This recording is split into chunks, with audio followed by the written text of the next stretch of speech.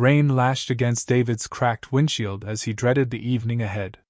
He had no idea the stranded woman he was about to rescue on this desolate highway was the exact blind date he was trying to avoid, setting off a chain reaction that would change both their lives. David Sterling's hands tightened around the steering wheel of his battered 1998 Ford F-150, his knuckles turning nearly white as sheets of rain pounded the cab. The storm had settled over the Seattle area like a living thing, relentless and unforgiving, drumming against the roof with mechanical precision. Wipers squealed across the glass in tired, uneven arcs, barely keeping up with the downpour. At 34, David had the look of a man life had sanded down but never quite broken. Broad shoulders from years of physical labor. Rough hands permanently marked by engine grease and minor burns. A face that still carried traces of youthful charm beneath exhaustion and responsibility. He was a gifted mechanic, the kind who could diagnose an engine by sound alone, but talent didn't always translate into security. His small shop, Sterling Restorations, sat on the rougher outskirts of Bellevue, and keeping it alive had become a daily war of overdue invoices, rising supply costs, and bank notices he increasingly avoided opening. The garage had been built by his father decades earlier, and losing it felt unthinkable. But the bank didn't care about legacy. Only numbers. And right now, his numbers were ugly. Still, none of that weighed on him as heavily as the responsibility waiting at home. Emma. 7 years old. Bright-eyed, endlessly curious, and somehow still able to smile like the world was full of magic. She was the one thing in David's life that remained untouched by bitterness. The only light in a world that had grown painfully dim. Tonight, instead of his usual grease-stained coveralls, David wore a faded charcoal suit that hung awkwardly on his frame. It had been shoved in the back of his closet for years, untouched since the final court hearing of his divorce. Even wearing it felt wrong. Like stepping into someone else's life. His ex-wife had left more than emotional wreckage behind. She'd walked away after a vicious custody battle, taking what little savings they had and leaving behind debt, legal bills, and a financial crater he still hadn't escaped. He had won custody of Emma. That victory had cost him nearly everything else. Now foreclosure loomed over the garage. One missed payment away. As if life hadn't piled enough on him already, his older sister Rachel had decided he needed romance. Or at least human interaction. Her campaign had become relentless. You cannot spend the rest of your life married to carburetors, transmission fluid, and mounting bills, Dave, Rachel had lectured over the phone just 2 hours earlier. He could still hear her voice. Sharp. Loving. Completely unwilling to accept excuses. Her name is Tori. She works in corporate management. She's smart, successful, and desperately needs a decent guy who doesn't spend the whole night talking about stock portfolios in a Patagonia vest. Just show up at Le Sands by 7. Please. For me. Le Sands. Even thinking the name made his stomach knot. The restaurant had a reputation. Upscale. Exclusive. Absurdly expensive. The kind of place where servers looked offended if you mispronounced a wine. David had exactly $50 cash in his wallet, and a credit card so maxed out it might as well have been decorative plastic. A single appetizer there cost more than his weekly groceries. The whole evening felt like a disaster waiting to happen. He could already imagine it. The polite smile. The introductory small talk. Then the inevitable question. So, what do you do? He hated that question. Because he knew the moment that always followed. He'd say mechanic. He'd explain the shop. And then he'd watch it happen. That subtle shift in expression. Interest cooling. Respect thinning into politeness. Eyes glazing over. Not cruel. Just disappointed. As though he had failed some invisible test. Meanwhile, 10 miles away on a winding affluent road near Mercer Island, Victoria Harrington was enduring a crisis of a very different kind. At 32, Victoria was one of the most feared executives in the Pacific Northwest. She served as CEO of Harrington Global Holdings, a sprawling multi-billion-dollar empire spanning luxury real estate, infrastructure development, and emerging technology investments. She didn't merely enter boardrooms. She dominated them. Her intelligence was surgical. Her timing ruthless. Her reputation legendary. That afternoon she had orchestrated a hostile takeover of a rival firm, securing the acquisition of the historic Pendleton Tower in a move analysts would likely study for years. Executives twice her age had folded under pressure. Especially Richard Carmichael, a smug board member who had spent months trying to undermine her. Watching his confidence collapse in real time had been almost satisfying. Almost. Because victory no longer felt like much. Despite unimaginable wealth, influence, and power, Victoria felt something she never admitted aloud. Emptiness. A constant, cold isolation. She lived surrounded by people yet trusted almost no one. Her closest confidant was Jessica, her PR director and best friend by sheer persistence. Jessica had ambushed her with the blind date idea. "You need something real, Vic," Jessica had insisted earlier, sliding an embossed reservation card across her polished mahogany desk. "A tether to the actual world." Victoria had rolled her eyes. Jessica ignored it. "He's a single dad. Hardworking. Genuine. No agenda. No gold-digging motives. No corporate politics. Just a good man." Jessica leaned forward. "Consider this mandatory mental health maintenance before you work yourself into a breakdown." Victoria hated every part of the idea. She hated blind dates. She hated vulnerability. Most of all, she hated the thought of sitting across from some decent, but hopelessly overwhelmed blue-collar man who would either fear her success or resent it. Neither outcome interested her. In a rare act of rebellion against the suffocating structure of her life, she dismissed her security detail for the evening. No drivers. No escorts. No assistants. Just herself. And her favorite car. A pristine British racing green 1969 Jaguar E-Type. The car was art on wheels. Elegant. Timeless.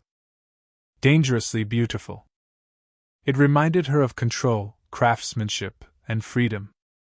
Unfortunately, beauty had its price. Classic cars demanded devotion. They were temperamental, moody, and often infuriating. Machines with personalities. And tonight, that personality had chosen betrayal. It was a spectacular mistake. Classic cars, as beautiful as they were, possessed temperaments that rivaled the most demanding divas. As she navigated a sharp, tree-canopied curve, the Jaguar gave a violent mechanical shudder. A dreadful knocking sound echoed from the engine bay, followed by a sudden, complete loss of power. The sleek vehicle coasted to a pathetic halt on the gravel shoulder, miles away from a gas station, swallowed by the encroaching darkness and the relentless storm. Victoria slammed her hands against the polished mahogany steering wheel, a very unSEO-like curse escaping her lips. She grabbed her smartphone only to find the signal completely dead in the secluded, heavily wooded dip in the island's topography.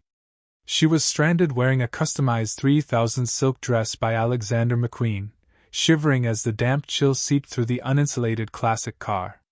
Back on the main highway, Interstate 90 traffic had completely stalled due to a massive pileup ahead. Checking his cracked dashboard clock, 6:15 p.m., David let out an exasperated sigh and took the next exit, deciding to cut through Mercer Island to reach downtown Seattle. He knew the backroads like the back of his hand from his teenage years. It was a risky, winding detour, but it was his absolute only chance of making it to Los Angeles before 7. As his headlights pierced the thick sheets of rain along the desolate road, the bright beams caught the unmistakable reflection of chrome. David slowed his heavy truck. There, slightly off-kilter on the narrow shoulder, sat the elongated, elegant silhouette of a Jaguar E-Type. David's mechanical instincts flared instantly. It was a masterpiece of automotive engineering, and seeing it stranded in the mud felt like a crime. More importantly, he knew that leaving anyone stranded on this particular stretch of road in this brutal weather was incredibly dangerous. Despite knowing that stopping would almost certainly guarantee he would be late for his dreaded date, his conscience simply wouldn't allow him to drive past. He pulled his Ford over, the heavy tires crunching loudly against the gravel, and flipped on his hazard lights. Victoria jumped at the sudden, harsh illumination flooding her rearview mirror. Her heart hammered a frantic rhythm against her ribs. Years of high-profile security briefings had conditioned her to view every unexpected encounter as a potential threat. She reached into her designer purse, her fingers closing tightly around a sleek, concealed canister of pepper spray, and watched as a tall, broad-shouldered figure stepped out of the rusted pickup truck. The man pulled his jacket collar up against the driving rain and jogged toward her window.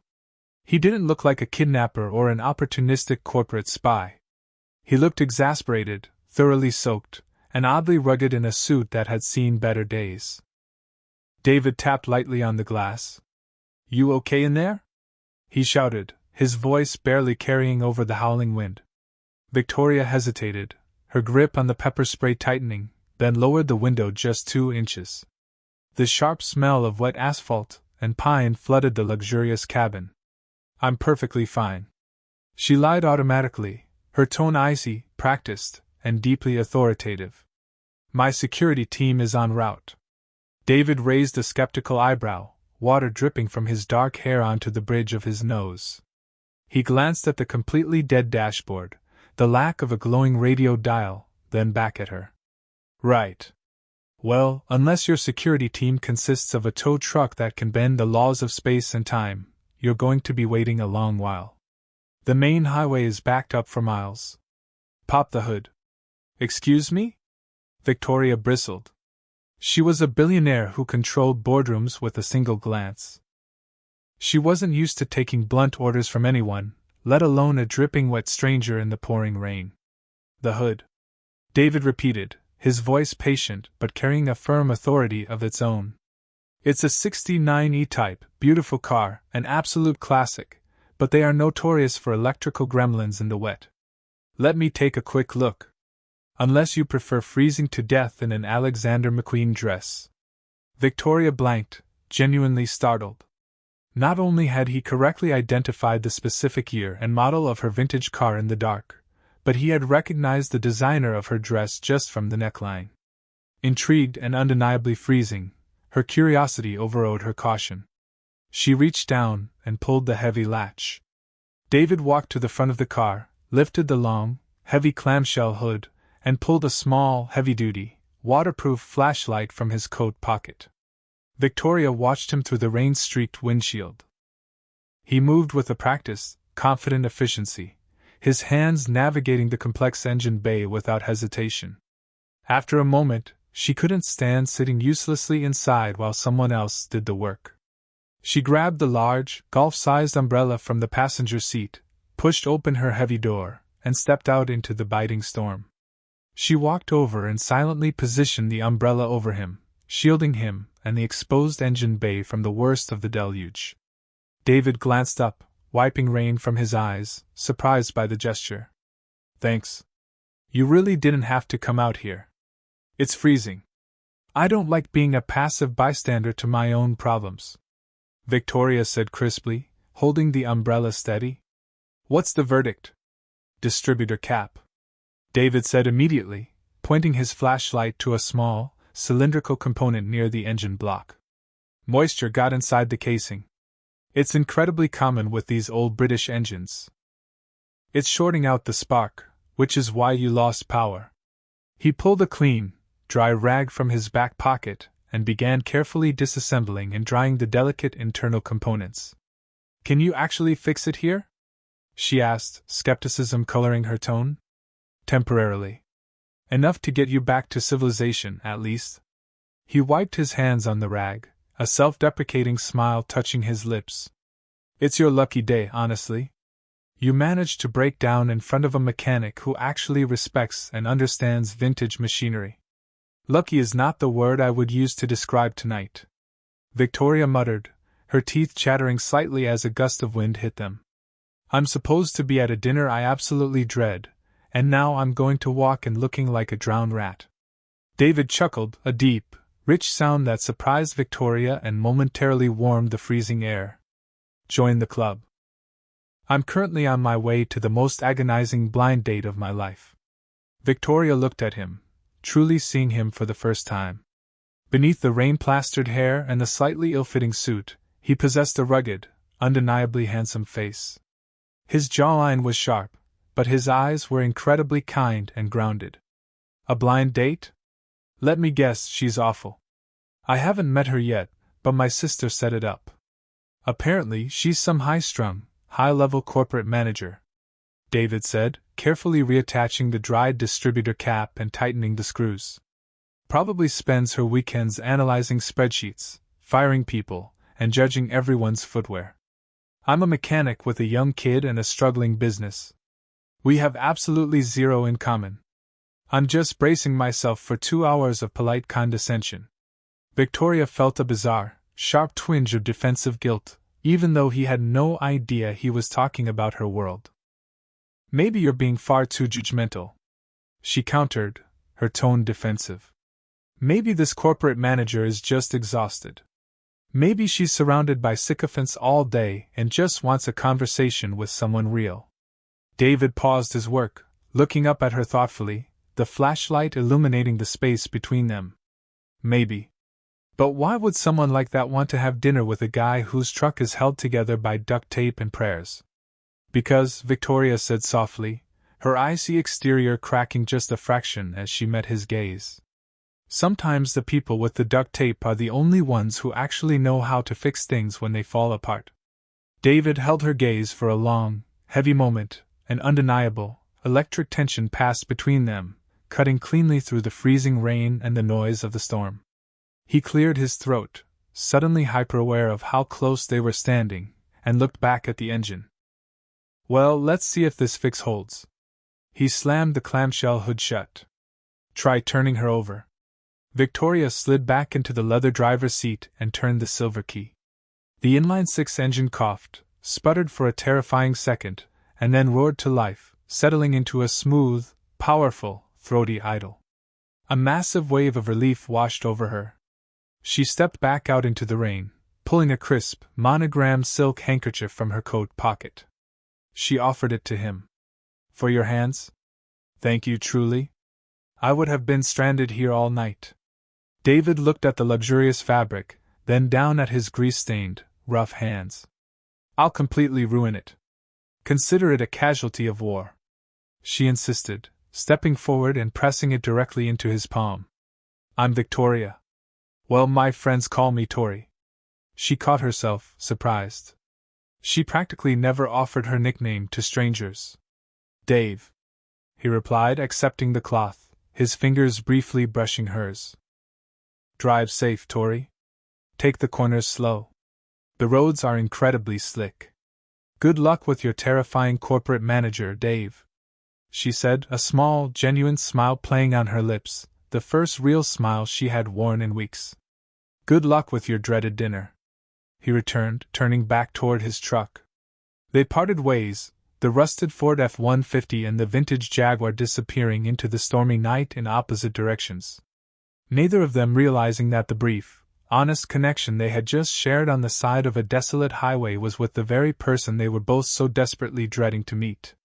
Inside Lessons, the atmosphere was suffocatingly opulent. Heavy, crimson velvet drapes effectively smothered the chaotic sounds of the Seattle storm raging outside, replacing the drumming rain with the soft, melodic hum of a live string quartet. Crystal chandeliers cast a warm, golden glow over tables dressed in pristine white linen, illuminating the city's elite as they dined on truffle-infused delicacies.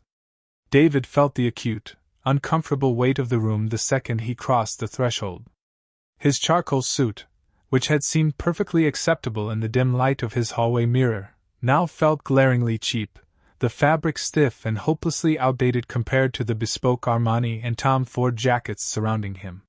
He self-consciously brushed a lingering drop of rainwater from his lapel and approached the maitre d's podium. "Reservation for Harrington," David mumbled, his voice tight.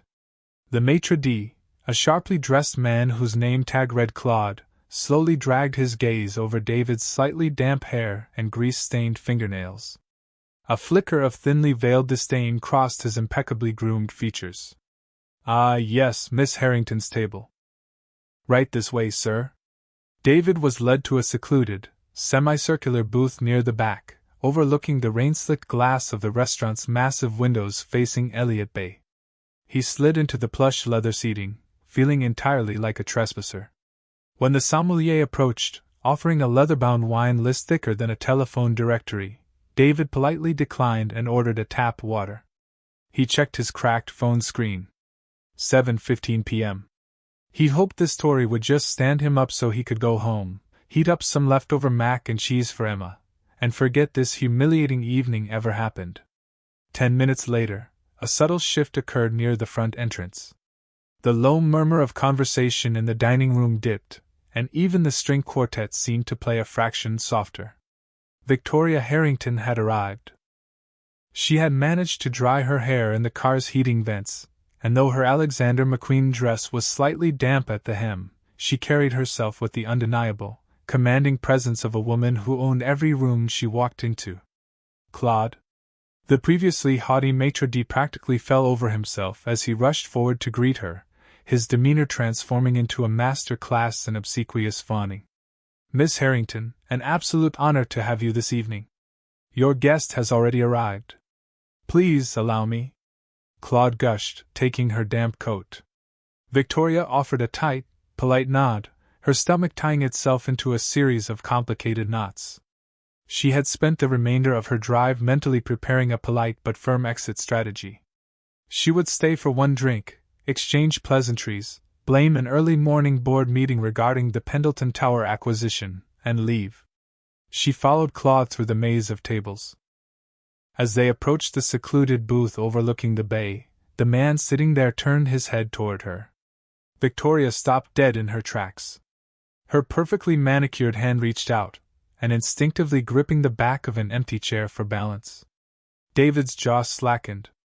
The glass of tap water he had been holding slipped a fraction of an inch in his grip before he hastily set it down on the linen tablecloth. He stared at the striking woman standing before him, the very same woman whose vintage Jaguar he had just resurrected on a muddy shoulder of Mercer Island. "Dave," Victoria whispered, the sheer shock momentarily stripping away her polished CEO facade. "Tory," David replied, his voice a mixture of profound disbelief and sudden, undeniable amusement. Claude looked between the two of them, thoroughly confused. "I see you are already acquainted. I will send your server over immediately." He bowed hastily and retreated. Victoria slowly slid into the booth opposite him. She stared at him for a long, heavy moment, the silence stretching between them. Finally, a laugh, a genuine, uninhibited sound escaped her lips. You are the hardworking, salt-of-the-earth single dad my PR director tried to sell me on." A wide grin broke across David's face, reaching his eyes. The suffocating anxiety he had felt just moments before instantly vanished. "And you are the terrifying, high-strung corporate manager my sister warned me about. Though, to be fair, she didn't mention you drove a 69 E-Type. Or that I'd be completely helpless on the side of Interstate 90. Victoria added, shaking her head in disbelief. "I cannot believe this. Of all the people to pull over." "I told you," David said, leaning back in his chair, suddenly feeling much more comfortable in his faded suit. "It was your lucky day." The shared absurdity of the situation shattered the remaining ice between them. The initial dread that had clouded both their evenings evaporated, replaced by a crackling, electric curiosity. "So," David said, folding his hands on the table. "Tory, what exactly does a corporate manager do that affords a 3,000 Alexander McQueen dress and a classic Jaguar?" Victoria hesitated. She usually hid her true status on the rare dates she endured, terrified of the inevitable shift in a man's demeanor when he realized her net worth. But looking at David, a man who had stood in the freezing rain to fix her engine without asking for a dime, a man who clearly didn't care about the pretentious atmosphere of Les Sands, she felt an unfamiliar urge to just be honest. "I'm not exactly a manager, Dave," she said softly. "My full name is Victoria Harrington. I'm the CEO of Harrington Global Holdings." David blinked. He wasn't a corporate insider, but you couldn't live in Seattle without knowing the Harrington name. They owned half the skyline. They were the invisible hand behind massive tech integrations and real estate developments across the Pacific Northwest. He let out a low whistle. "Billionaire CEO. Oh, okay. I guess that explains the maitre d' treating you like visiting royalty." "Does it bother you?" Victoria asked, her voice uncharacteristically vulnerable, bracing herself for the familiar look of intimidation or opportunistic greed she had seen in so many men's eyes. David looked at her thoughtfully. "Honestly, it makes me retroactively terrified I didn't tighten the distributor cap screws enough. If that Jaguar breaks down again, I'm pretty sure your lawyers will take my shop." Victoria let out a startled, genuine laugh. "I promise my legal team has strict orders not to sue my mechanics." Their server arrived, delivering 2 menus that looked more like ancient leather-bound grimoires. As David opened his, the blood drained from his face. A simple filet mignon was listed at a staggering $180. A side of asparagus was $40. He swallowed hard, the harsh reality of their differing worlds suddenly slamming back into him. He had $50 in his wallet. Victoria, possessing the hyper-observant instincts that made her a lethal negotiator in the boardroom, noticed the subtle tightening of his jaw and the slight widening of his eyes. She instantly understood. Before the waiter could even raise his pen, Victoria closed her menu. "Actually, Antoine," she said smoothly, using her authoritative boardroom voice, "we won't be ordering dinner tonight. Mr. Sterling and I have some urgent business to discuss elsewhere. Just a bottle of the 15 Chateau Margaux for the table, please. Put it on my usual account." David looked at her, stunned. "Tori, you don't have to." "I know I don't," she interrupted gently, leaning across the table once the waiter left. "But I despise this restaurant. The food is pretentious, the portions are microscopic, and half the people in this room are actively plotting against the other half. I only agreed to come here because it was a neutral, heavily public zone." "It's definitely public," David agreed, profoundly grateful for her tact. "But what about the wine?" "It's a prop," she winked, "to keep them from kicking us out while we talk." And talk they did. Stripped of the usual blind date pretenses, their conversation flowed with a surprising, refreshing ease. David found himself opening up about Emma, describing her obsession with building intricate Lego engines and her fierce, messy attempts at painting. He talked about his father's legacy, sterling restorations, and the heavy, exhausting burden of trying to keep the business afloat in an increasingly corporate, digitized world. Victoria listened with rapt attention. She didn't offer hollow pity or unsolicited business advice. She simply listened, her eyes locked on his, deeply moved by his quiet resilience and his fierce love for his daughter. In turn, she found herself confessing things she had never told anyone else. She spoke about the crushing isolation of her position, the constant, exhausting paranoia of boardroom betrayals, and the heavy burden of carrying thousands of employees' livelihoods on her shoulders. "It sounds," David said quietly, swirling the untouched water in his glass, "like we're both just trying to keep engines running that are constantly threatening to overheat." Victoria smiled, a soft, genuine expression. "That is the most accurate assessment of my life I've ever heard." Suddenly, a shadow fell over their table. "Victoria, darling, what an absolutely shocking surprise to see you slumming it." Victoria's smile vanished instantly. She looked up, her expression hardening into absolute ice. Standing next to their booth was Richard Carmichael, the rival board member she had brutally outmaneuvered that very afternoon. He was wearing a custom-tailored Brioni suit, his silver hair perfectly coiffed, a smug, venomous smile playing on his lips. 2 equally sleazy-looking investors stood a few paces behind him. Richard, Victoria said, her voice dropping 10 degrees, I see you haven't choked on your own bile yet today. It's a miracle. Richard chuckled, though the sound was entirely devoid of warmth. He turned his attention to David, his eyes raking over the faded charcoal suit with obvious theatrical disdain. And who is this? Surely not a new acquisition, Victoria? He looks a bit depreciated.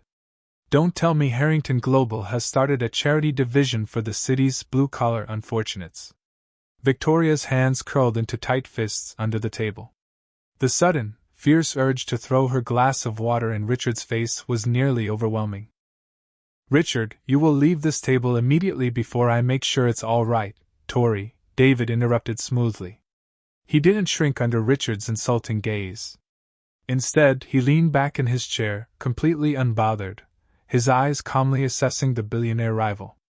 David looked at the gold Rolex Daytona gleaming on Richard's wrist. Nice watch, David noted casually.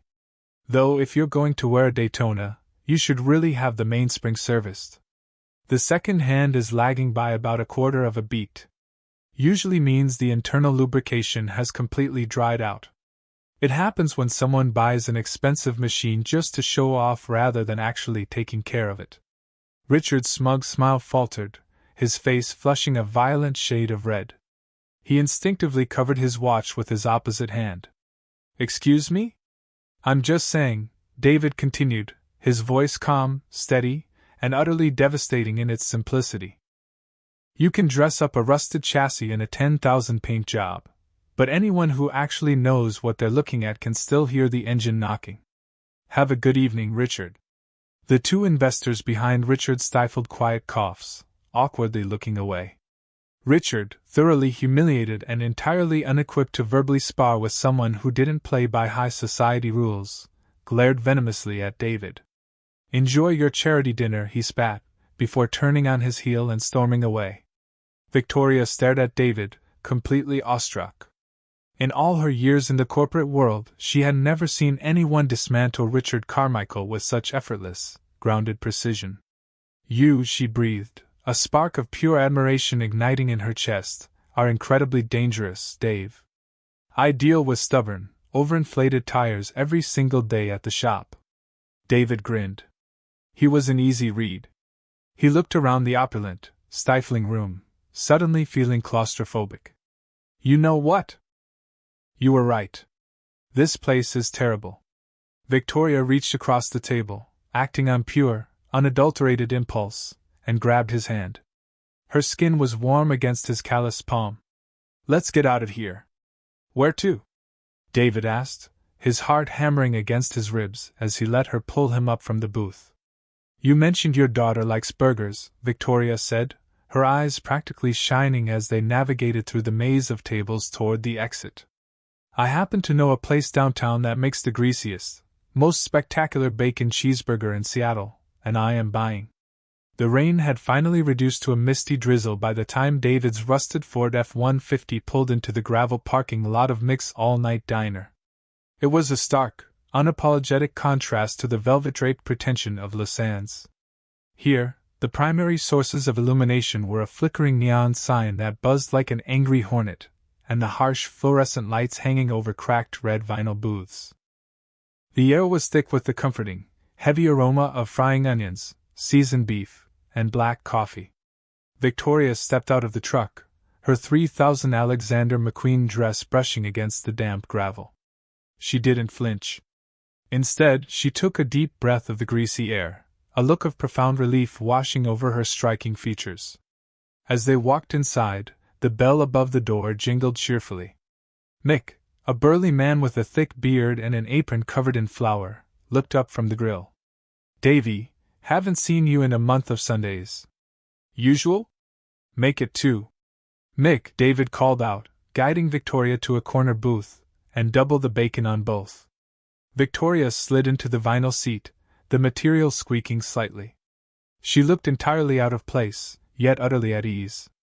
When Mick brought over 2 massive, glistening burgers, accompanied by a mountain of golden fries, Victoria didn't hesitate. She picked up the burger with both hands, took a massive bite, and closed her eyes in pure, unadulterated bliss. "Oh my God," she mumbled, grabbing a paper napkin to catch a stray drop of sauce. "That is spectacular. Lassence could never." David chuckled, watching her shed the rigid, icy armor she had worn at the restaurant. Under the harsh diner lights, with her hair slightly messy from the rain, and a smudge of ketchup near her thumb, she was breathtakingly beautiful. The intimidating billionaire CEO had vanished, leaving behind a woman who was fiercely intelligent, surprisingly funny, and deeply exhausted by the weight of her own world. "So," David said, stealing a fry from her basket, "you run a multi-billion-dollar empire, you drive a temperamental classic car, and you aggressively defend blue-collar mechanics against snobby board members. Who exactly is Victoria Harrington?" Victoria wiped her mouth, her expression turning thoughtful. "She's someone who spends 90% of her time playing a high-stakes game of chess, where she doesn't actually like any of the other players. I inherited the company from my grandfather. He taught me how to be ruthless, how to build walls, and how to never show weakness. But lately," she paused, looking down at her hands, "lately, the walls just feel like a prison. I'm tired of everything being transactional." She looked up, meeting his eyes with a vulnerability that stole the breath from his lungs. "What about you, Dave? Why keep fighting a losing battle with a struggling garage when you could easily take a corporate mechanic job and have financial security?" "Because of the history," David answered honestly, his voice low and steady. "My dad built sterling restorations from the ground up.